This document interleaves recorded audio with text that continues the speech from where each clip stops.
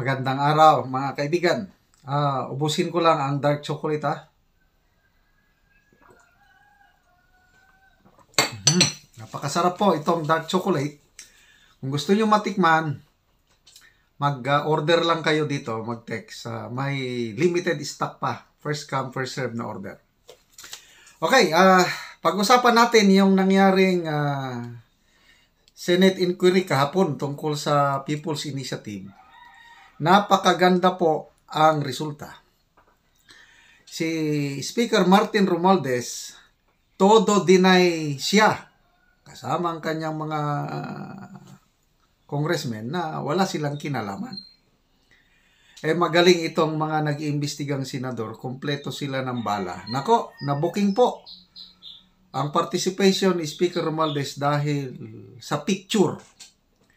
Yung leader ng PERMA, si Mr. Oñate, todo deny siya na hindi niya na-meet si Speaker, wala siya, Nako, nung ipinakita yung picture, sa bahay mismo ni Speaker Romualdez, nandun si Mr. Oñate at mga leaders ng PERMA, wala na silang magawa.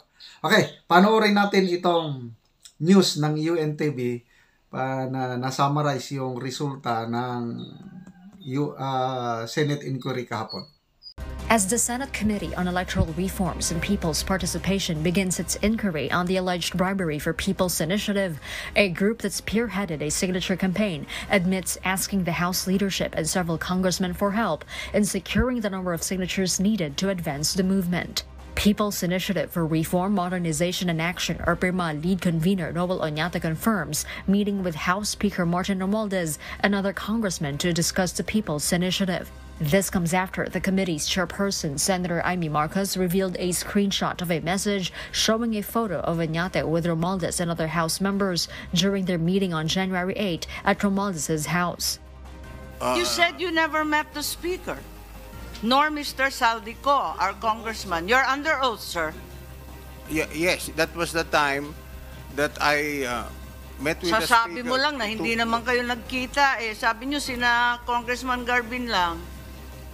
Yeah, because it slipped my mind. It slipped my mind, Madam Senator. That was the time that Kung nakalimutan that ninyo was the bigla, time that it's very clear that Speaker Martin Romualdez is supporting your group po. He is all out behind the People's Initiative. Is that correct? Yes, we coordinate with the Speaker and the congressmen in getting the 3% per congressional district. That's correct.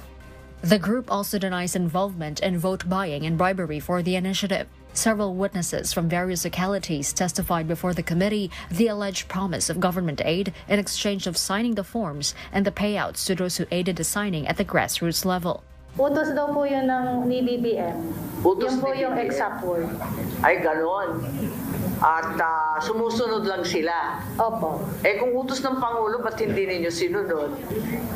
Meron po akong freedom of choice.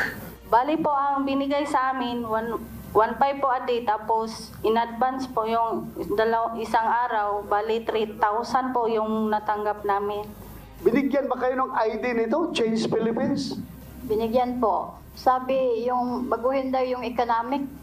The Senate panel will subpoena a certain attorney Anthony Abad, whose name appeared on the signature forms that were distributed to villages. The next hearing will be conducted in Davao, where more witnesses are expected to testify.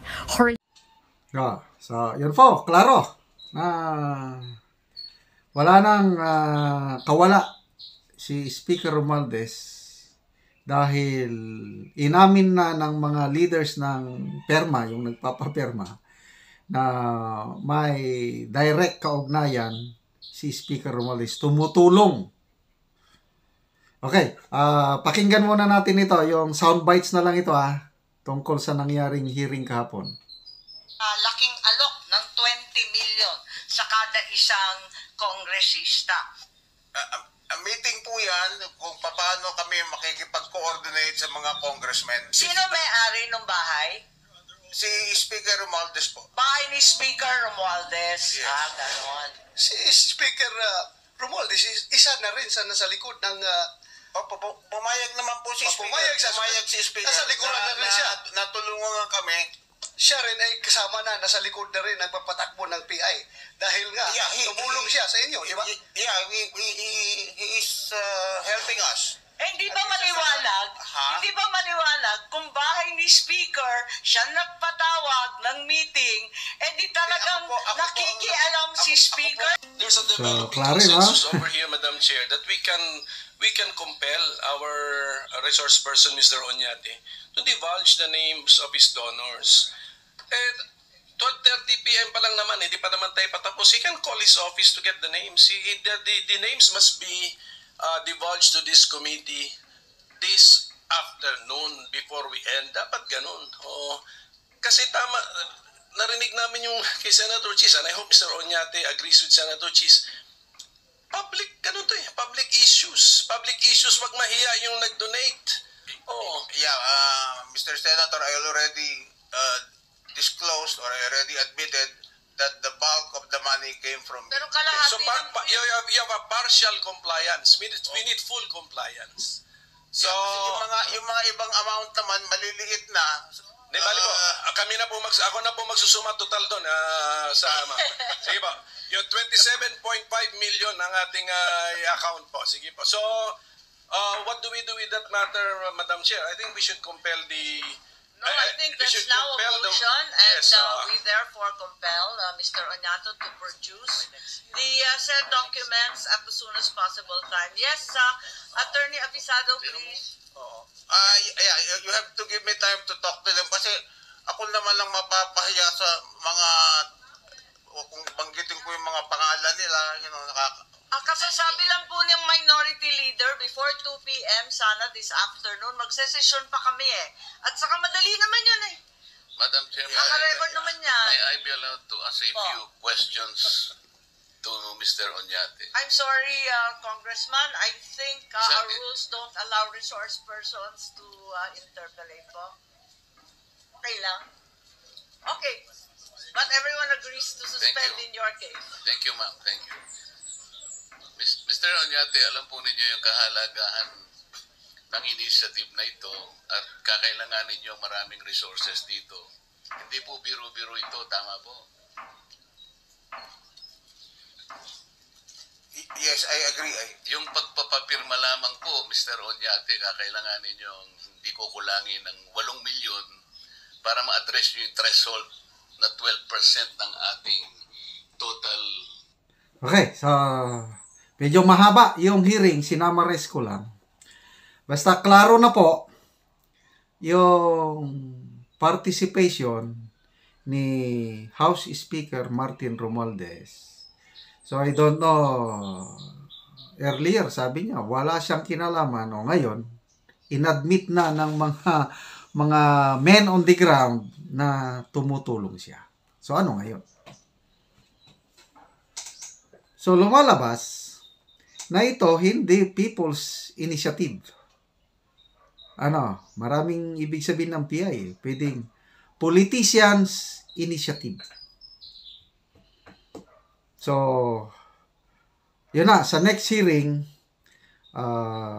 yung si Mr. Oñate, meron na siyang partial compliance, inadmit niya na ang bulk ng funds galing sa Kongreso. So, kung sino pa yung iba, i-divulge niya na. So, salamat sa mga ganitong developing story.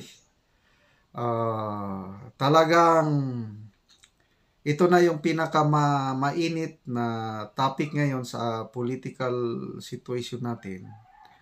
At wag po tayong maging kalmante dahil nasa delikadong kalagayan po ang ating konstitusyon dahil according to Tatay Digong, PRRD, sa kanyang speech sa Davao rallies, let's protect our constitution at all cost. Dahil yung objective ng mga proponents, itong mga nagsasagawa nito ay hindi para sa kapakanan ng taong bayan. Very clear yan. Paulit-ulit sinasabi ni PRRD na for the few politicians para ma-extend ang term nila. Now, they are wishing na pag nagtagumpay itong People's Initiative ma-amend ang Constitution, they are hoping na wala ng eleksyon ngayong 2025 and possibly wala na ring eleksyon sa 2028. Papayag ba tayo nun? Ako, hindi. Wala na. Ang demokrasya natin patay na kung ganun. Kasi yung power of the people, yan the power of to vote. Tayo ang dapat mamili kung sino ang mamuno sa ating bayan. Pag nagtagumpay itong People's Initiative, ang mga members of parliament na lang, yung mga congressmen, sila nang mamili sa prime minister. Ay, wala na. So, hindi pa tayo ready. Sino bang nagsabi nun? Si Professor Carlos. Ang parliamentary system of government para lang yun sa mga advanced, yung mga matured democracy. Tayo, wala pa. Kaya salamat sa mga leaders. Natating pasalamatan yung sina PRRD, yung grupo niya na nag-rally sa Davao para sina Attorney Vic Rodriguez, sina Attorney Glenn Chong, marami pang And of course dito sa ating mga magigiting na senators na lumalaban ng sabayan sa mga kapwa nila lawmakers. At sana hindi magtatagumpay itong balak ng mangilan-ilan na lapastanganin ang ating konstitusyon.